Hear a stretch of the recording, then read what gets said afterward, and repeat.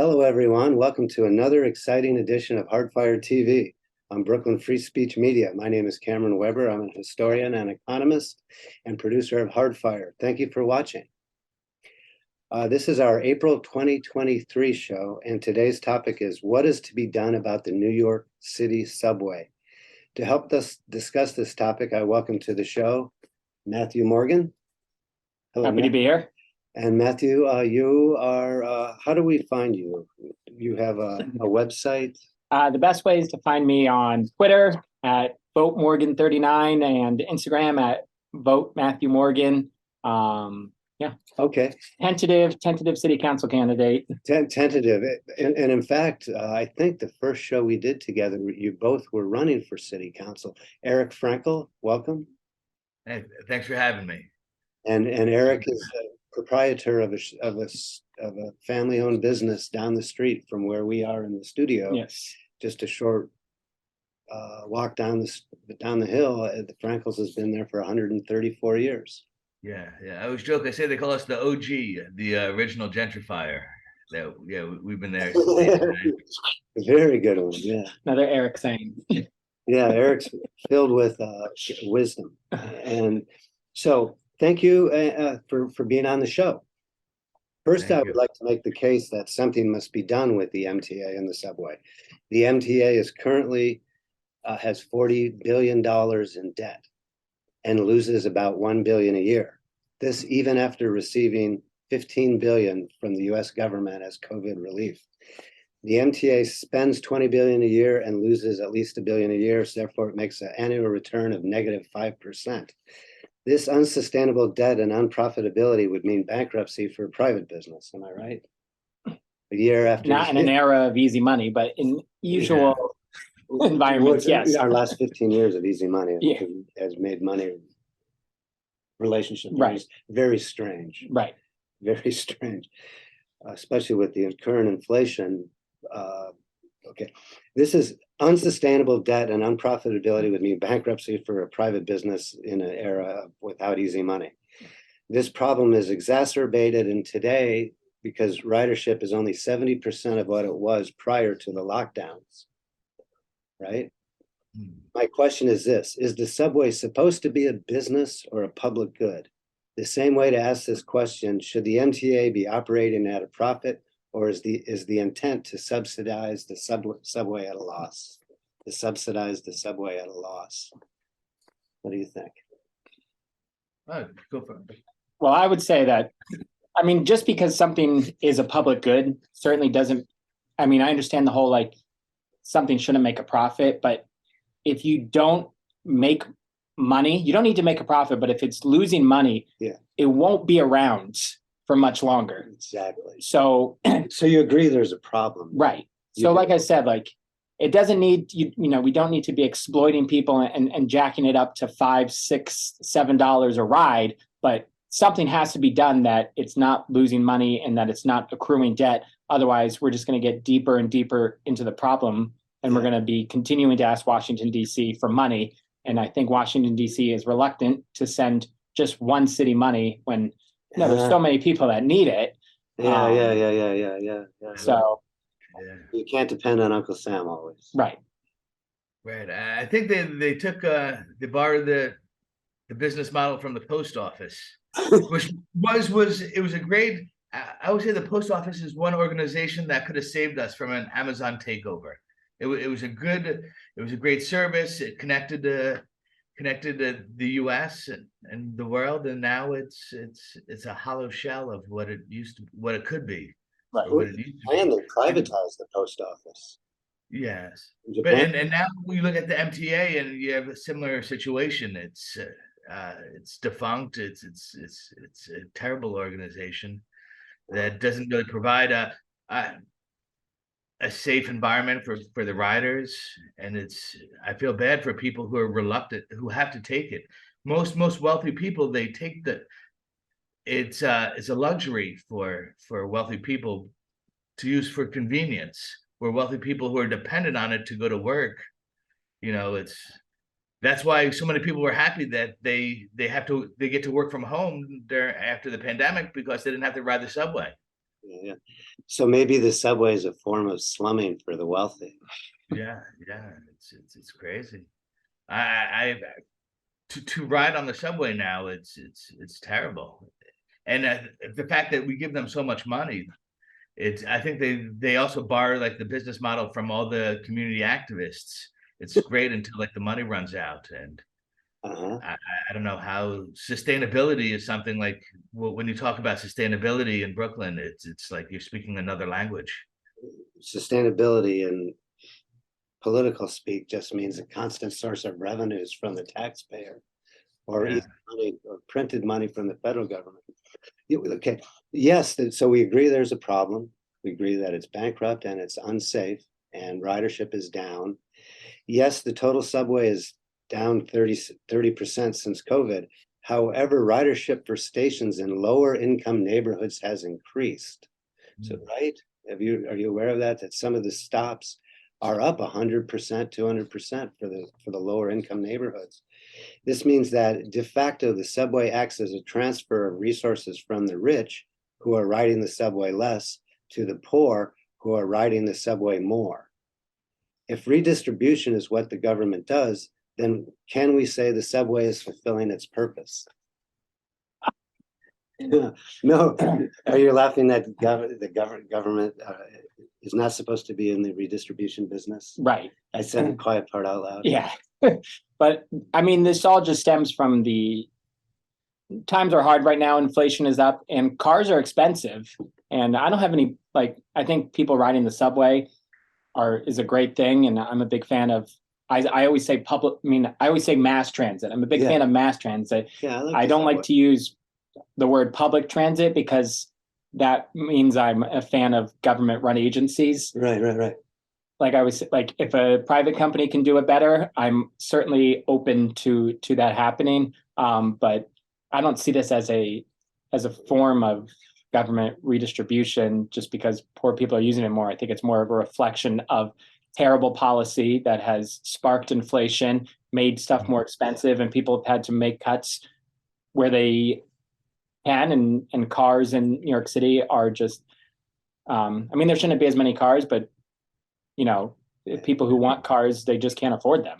Right, mass transportation. Right. I would say that people in our community who have cars, we have cars, most of them use them to get to work or family errands. It's not to drive to our second home in the Hamptons, but it's a necessity for a lot of families. A single guy, you don't need a car, but you're not lugging around like a toddler.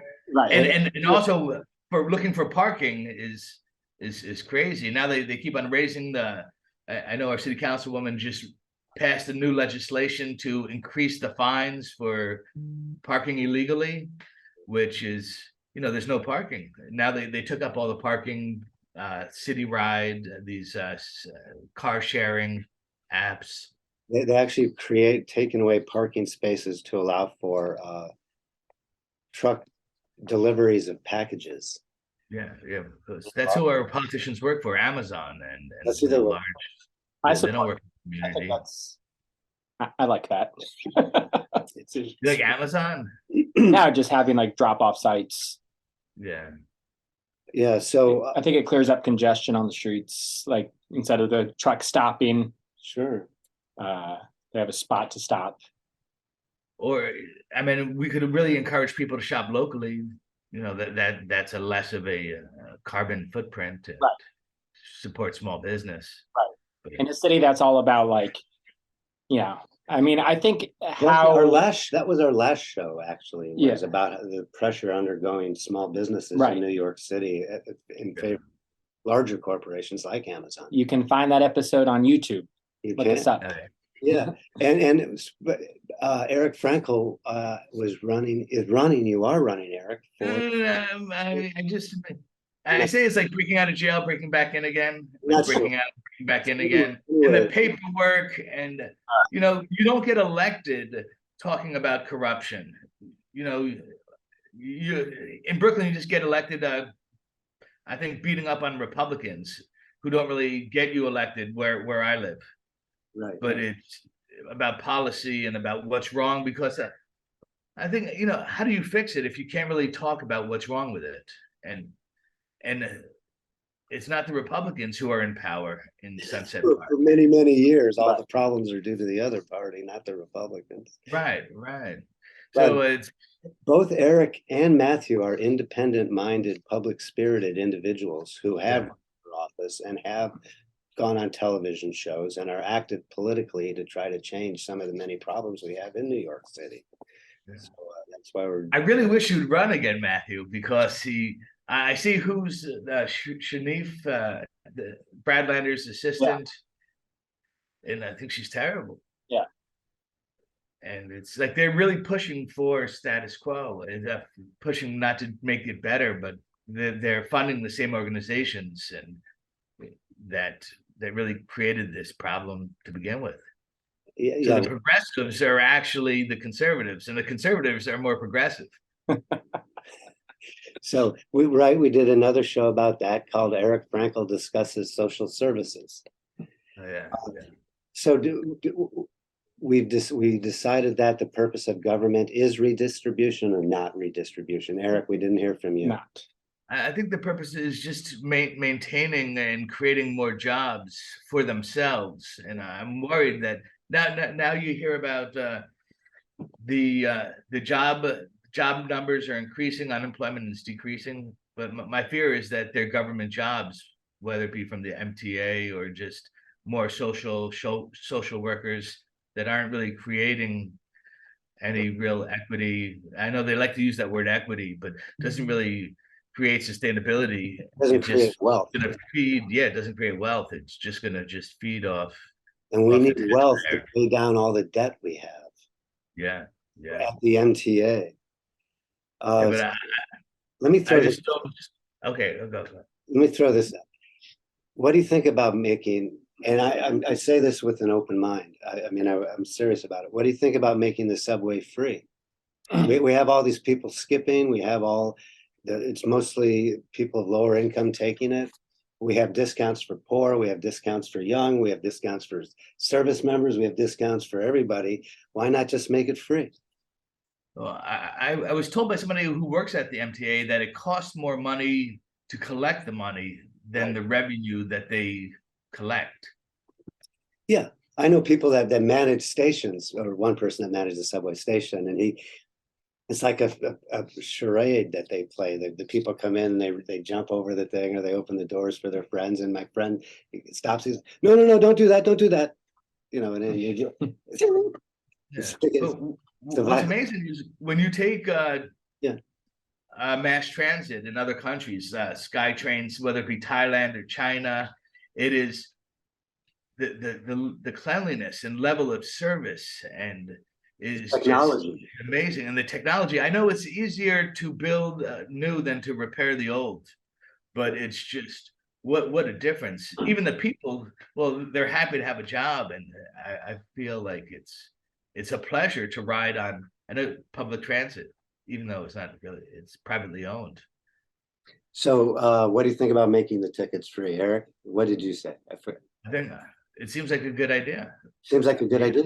Yeah, absolutely. Because the whole thing is, if you could keep money within the community, in the people's pockets to spend it on things that that will benefit them and their families, and not just paying to go to work, but I think it would be great. So then it would be overt redistribution, right? Well, let's hear from Matthew. What do you think for free subway? I mean, obviously, it sounds like a great idea. I mean, I don't know nothing's for free, right? I mean, I don't know the numbers of the MTA, like what it breaks down in, like how much they'd have to charge or how much they have to get in tax revenue for them to be able to provide their service. I mean, I'm sure there's a lot of waste that they could cut. I think it costs about $10 per ride. The ticket is what, $275? Right. I think it costs $10 for each per person, with the ridership now down to 70% of what it was. So before that, it would have been like $6 per person.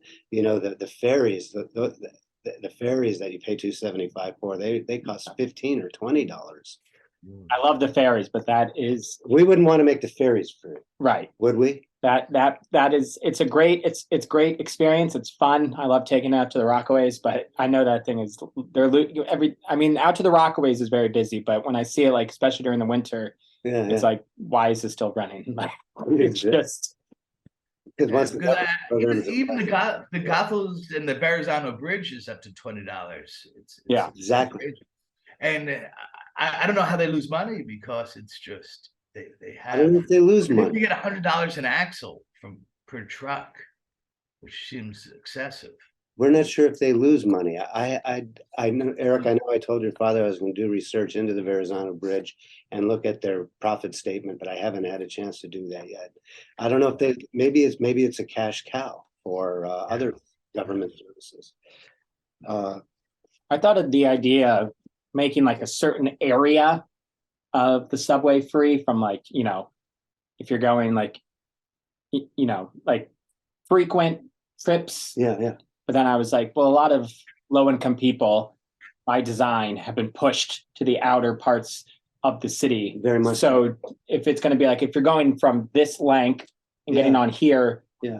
then it's just like, okay, if you're only going to make the people who live out in the further areas pay, Yeah. then you're just discriminating against poor people. Very much so. I'm going to put up on the screen that more than 20 subway stations exceed pre-pandemic ridership figures, and those are 233rd Street in the Bronx. Right. Like you said, the very furthest out points.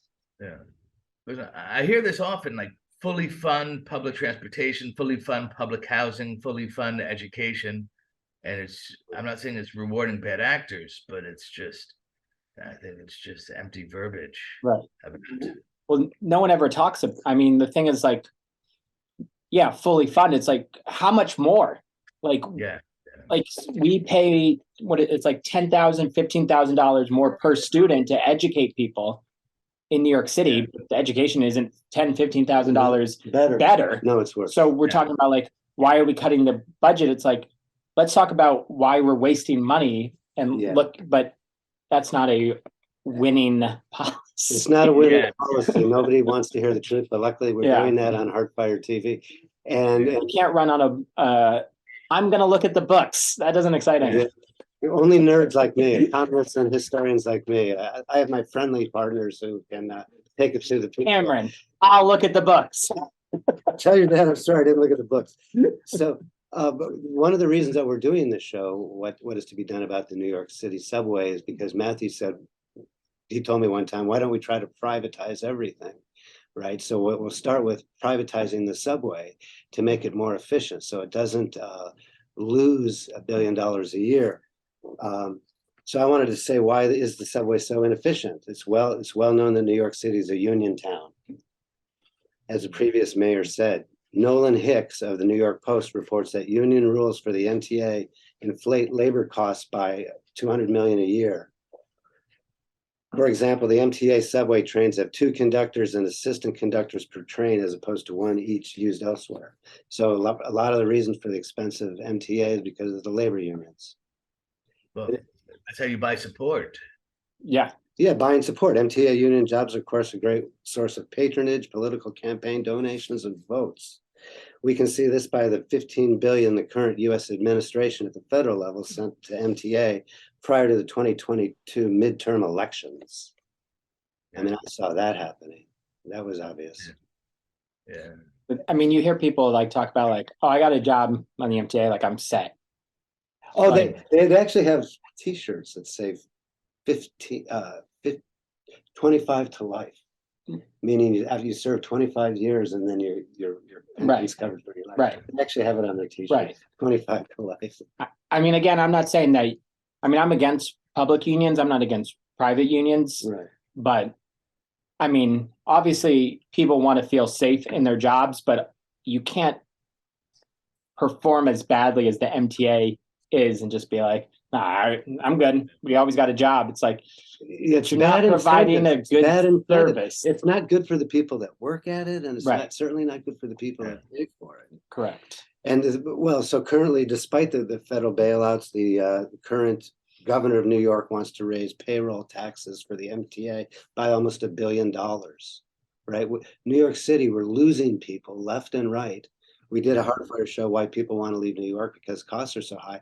You raise employer taxes to people who are accessible to the subways, they're just not, they won't be hiring people. Right. Yeah. I would say something's wrong with Brooklyn if Staten Island or Pennsylvania is looking good. And a lot of them are leaving for Republican districts because they want hope for home ownership and quality of life. Right. I'm saying there's a lot of people like that. A lot of people like that. And it's really sad. Right. For those of us living in New York, it's sad, but to know that people want to leave. Right. Yeah. Which ironically that came out recently that the amount of millionaires increased, even though we lost people in the city. And it's like that.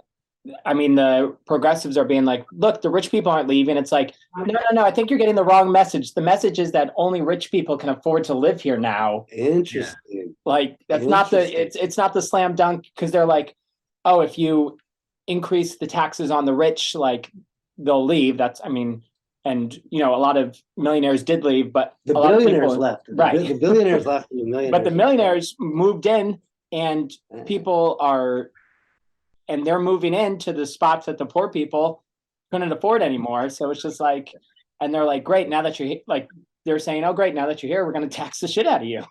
Yeah. Well, we know that the progressives are actually funded by the super wealthy that use minorities and our issues as a chariot into office. Right. Yeah. But it's exploiting people and perpetuating the problems so that they have a problem that they can exploit. And then they use taxpayer money to give to the social service organizations. What do you think of subway privatization? For the last part of our show today, I would like to discuss the idea of the privatization of the subway. I first got interested in this idea in 2010 after the financial crisis. Now here we are 15 years later, when New York finances are almost as bad shape as they are today. And 2010 MTA debt was only 25 billion, and it's 40 billion today. Most economists agree that there's a role for the state when there is a public good that the market cannot provide for. Public goods are when you can't exclude people from consumption and you cannot divide up the good in question. The typical example here is national defense. Everybody gains from national defense whether you pay for it or not. You can't exclude people from it. But the subway is different. You can exclude people from the subway. So by definition, it is not a public good.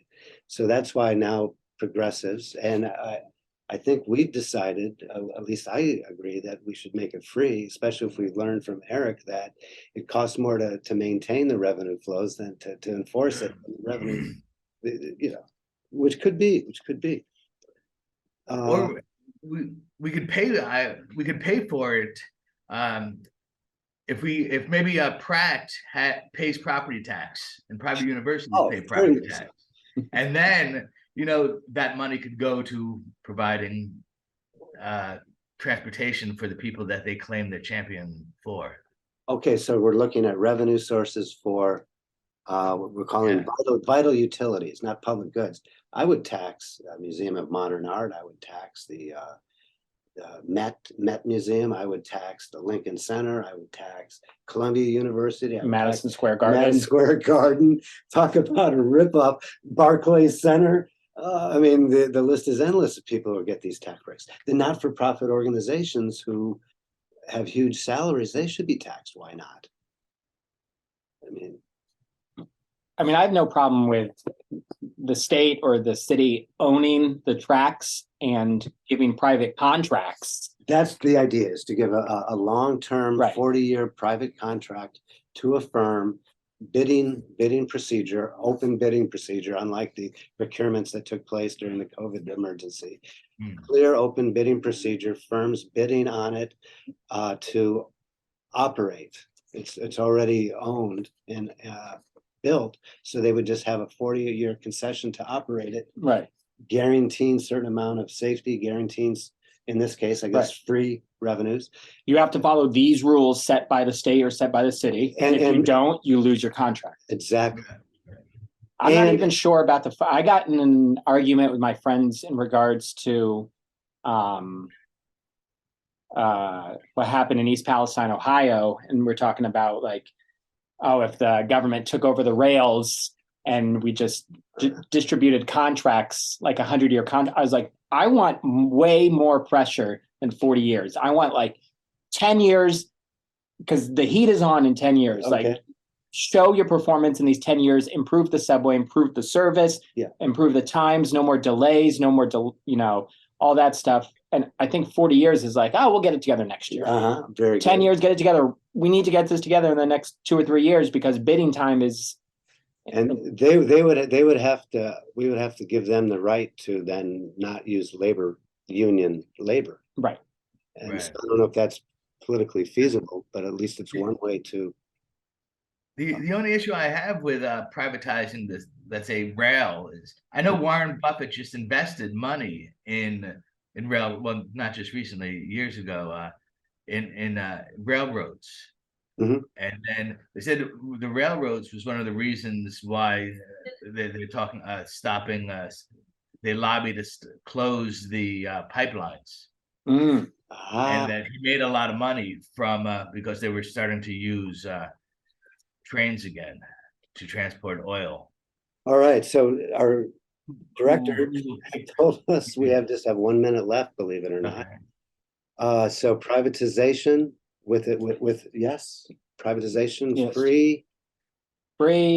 If the city and the state say, okay, we want to make the subways free, we're going to give the private contractor $1 billion a year to do that. It's feasible. It's possible. Yeah.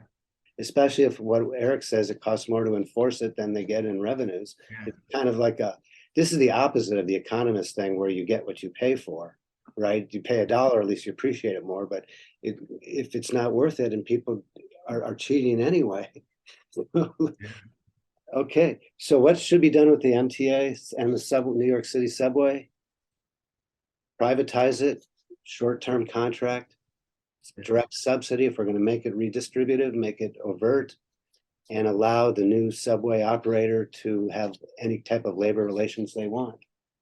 Because that would give them the incentive to be profitable or not to lose as much money, to be efficient. Right.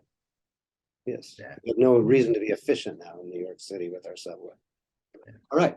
Thank you, Matthew. Thank you, Erik, for watching Hardfire TV. And remember, you can see our YouTube, our Hardfire shows on YouTube. Just search for Brooklyn Free Speech Media, Hardfire TV. And you can see Erik and Matthew talk about corruption in New York City. And you can see Erik talk about social services and the not-for-profit organization, progressives who want problems to continue so that they can solve them. The subway being one of them. Thank you, everyone, for watching Hardfire. We'll see you next time. Take it easy. Social